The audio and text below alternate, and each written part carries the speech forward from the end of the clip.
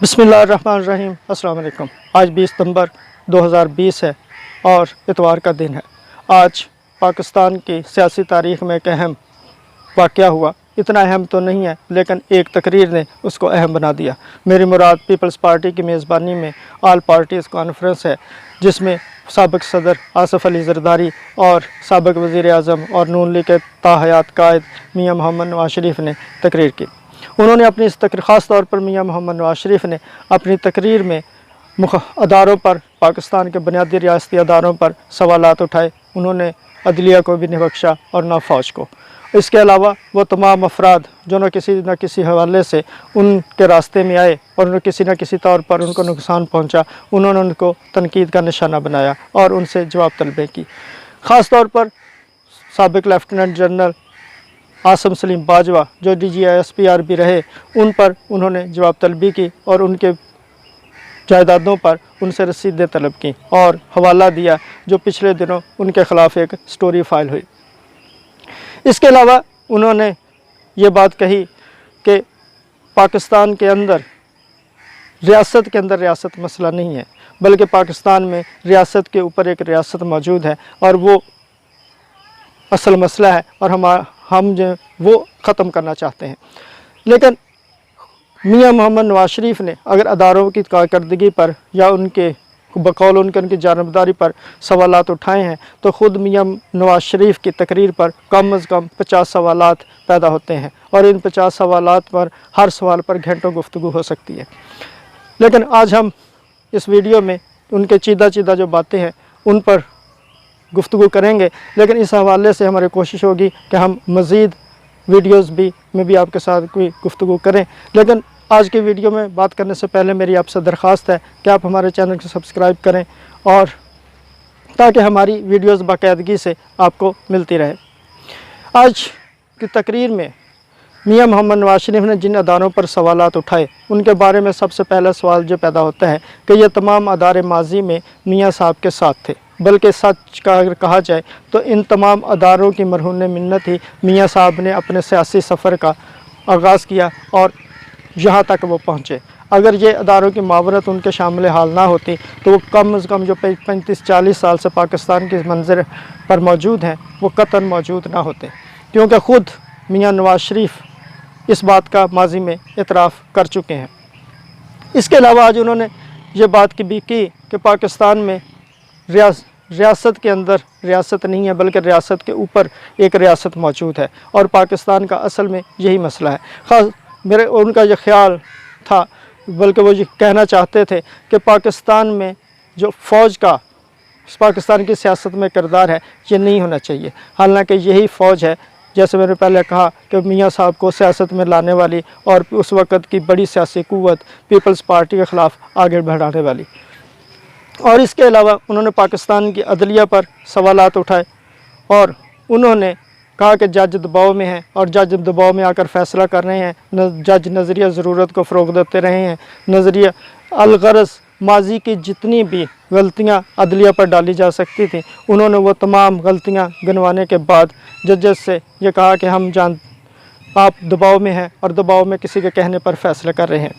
लेकिन वो ये भूल गए कि अभी थोड़ा अरसा पहले उन्होंने इसी अदलिया को आज़ाद करवाया था और उनसे तहरीक चलाई थी और वो इसका क्रेडिट भी लेते हैं। और उनको ये भी याद नहीं रहा कि अब जो जज हैं, इनके तकर्री में किसी तरह भी हुकूमत का हाथ नहीं होता, बल्कि हुकूमत एक पार्लिमानी कमेटीज़ का ज़रूर इन्वॉल्वमेंट होती है और वो भी जो उनके पास नाम आते हैं उनको मंजूरी देने की पाबंद है। और अगर कोई एतराज़ हो तो वो एतराज़ वापस भेजा जाता है और नया नाम अगर कोई आए तो वो भी उसी तरफ से आता है। यानी पाकिस्तान की टॉप अदलिया जो है वही नाम फ्राहम करती है। इसके अलावा मियाँ साहब ने जनरल आसिम सलीम बाजवा से उनके जायदादों की रसीदें मांगी और उनसे जवाब तलबी की। इमरान ख़ान की जायदादों पर सवालात उठाए, उनकी हमशीरा अलीमा ख़ान की जायदादों पर सवालात उठाए और उन्होंने इस हवाले से एक तहरीक चलाने का भी इंदिया दिया। उन्होंने ये भी कहा कि APC में होने वाले तमाम इक़दामात और तमाम फ़ैसलों पर वो लब्बैक कहेंगे।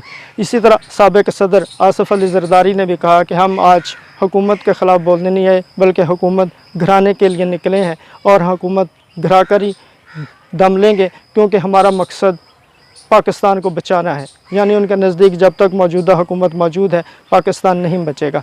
हालांकि वो जो भूल गए ये माजी में ये दोनों इल्ज़ामात खुद इन दोनों कायदीन की हुकूमतों पर लगते रहे हैं कि वो पाकिस्तान के लिए एक सिक्योरिटी रिस्क है।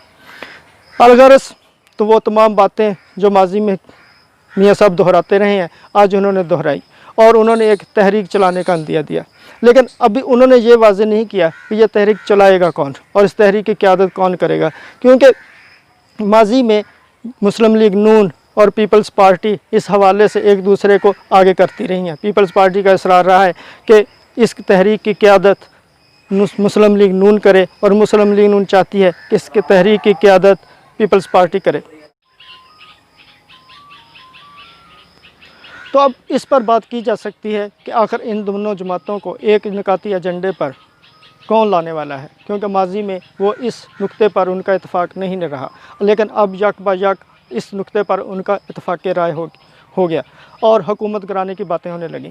लेकिन माजी में अगर हम देखें तो माजी में भी इन दोनों पार्टियों को इत्तेफाक राय पैदा करने के लिए बैरूनी और अंदरूनी ताकतें अपना किरदार अदा करती रही हैं। उसका एक अहम मिसाक जमहूरियत है। इस पर इंशाअल्लाह मैं बाद में एक वीडियो में बात करूंगा कि मिसाक जमहूरियत असल में है क्या, और मिसाक जमहूरियत से शुरू होने वाला मामला जो अब तक जारी है और जो आज होने वाली तकरीर है या जो मौजूद आज APC है, जब पाकिस्तान के इस्टेब्लिशमेंट या फ़ौज के साथ जो हवाले से जो किरदार अदा करने की बातें होती हैं या उनके ख़िलाफ़ जो प्रोपेगेंडा किया जाता है वो दरअसल मिसाक जमहूरियत से ही शुरू हुआ था, और असल में मिसाक जमहूरियत से भी नहीं बल्कि उससे भी पहले शुरू हुआ था। लेकिन बहरहाल ऐसी मिसालें मौजूद हैं कि पाकिस्तान की सियासी ताकतों को बैरूनी ताकतें भी अपने एजेंडे के मुताबिक यकनिकाती फार्मूलों पर मुतफ़िक़ करती रही हैं, और कुछ आज भी ऐसा ही लगता है।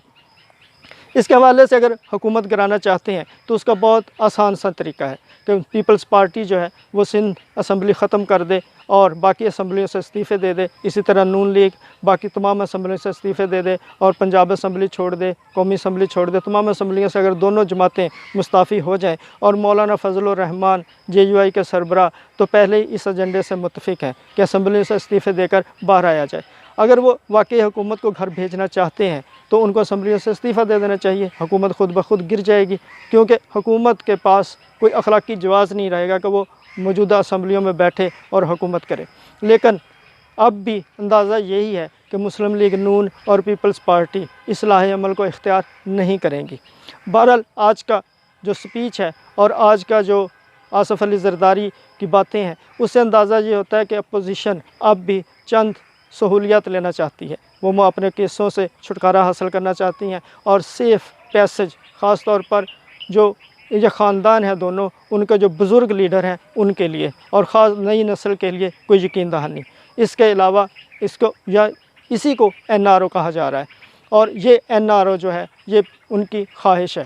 और दूसरी बात, अगर वाकई मियां नवाज शरीफ पाकिस्तान के लिए किरदार अदा करना चाहते हैं और उनके ख़्याल में पाकिस्तान की मौजूदा हुकूमत जो मुल्क दुश्मन है तो और वो तहरीक चलाना चाहते हैं तो उन्हें इसी APC में ये कहना चाहिए था, कम से कम ये कह देते कि आप अगर APC एक तहरीक चलाने पर मुत्तफ़िक़ होती है और आज ही अगर मुत्तफ़िक़ होती है तो मैं कल जो सबसे पहली फ़्लाइट मुझे दस्तयाब होगी लंदन से पाकिस्तान आने के लिए मैं उस पर पाकिस्तान आ जाऊँगा। लेकिन उन्होंने ऐसा कुछ नहीं कहा, बल्कि उन्होंने इल्ज़ामात लगाए और जवाब तलबियाँ की और अपने आप को सच्चा साबित करने की कोशिश की। अंदाज़ा यही है कि अपोजिशन अब भी अपने लिए सेफ़ पैसेज भी चाहती है। उम्मीद है दोस्तों हमारी आज की वीडियो आपको पसंद आएगी। अगली वीडियो तक इजाज़त दीजिए। अल्लाह हाफ़िज़।